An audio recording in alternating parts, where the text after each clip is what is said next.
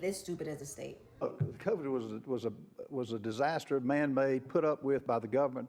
It's got me not believing anything the government says with what they perpetrated. World Health Organization we should have withdrawn from that for a long time. There's other viruses that they're going to try to put on the American people that we can't put up with, and I would just say we cannot have a repeat of COVID is my only response. Economy. Senator Graham, the national debt is approaching $40 trillion, and interest payments are consuming an increasingly large part of the federal budget. What significant area of federal spending would you be willing to cut or reform to put the country on a more sustainable fiscal path? I think President Trump has already done a great job cutting spending. He's cut a lot of fraud. Because I just listened to the South Carolina Senate GOP runoff debate, and our debate, the thing that really mattered to me was what they want to do about healthcare, what they want to do about Social Security, and the war in Iran, since everything's so fucking expensive.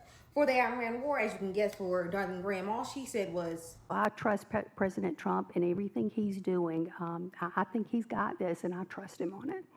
She 100% trusts Trump. She has no ideas really on it, because she also admitted that she does not know anything about foreign policy.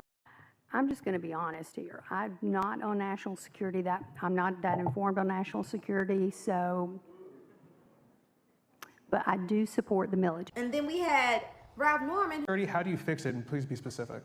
No, we can't keep it as the way it is. Again, it's kind of like the cuts. We just hadn't had the courage to tackle Social Security because we have worthless notes that it's not like the money that is the taxpayers that's accumulating for them to spend.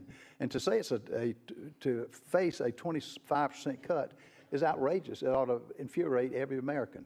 What we will do is put up concrete bills that will let Americans spend more of their own money.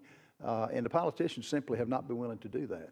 The Americans are perfectly capable of spending their own money. Money is one thing. Like, I don't know what Ralph Norman was talking about, but remember, this man is like in his 70s, so give Grandpa grace. At the end of it, they were just slinging mud at each other, trying to figure out who was going to get the best gotcha. The ones that are funding her campaign are the Democrat PACs.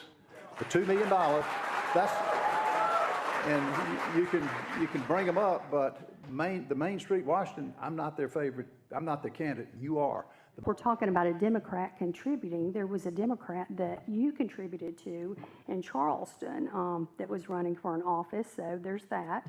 And also, you've received millions of dollars in PAC money. I think you started a PAC ad today, so that's the pot calling the kettle black. So South Carolina, when I say that we deserve everything that we get, we do. Because if these are the type of people that we're putting up to represent our state, no wonder we're in the same fucking position that we're always in.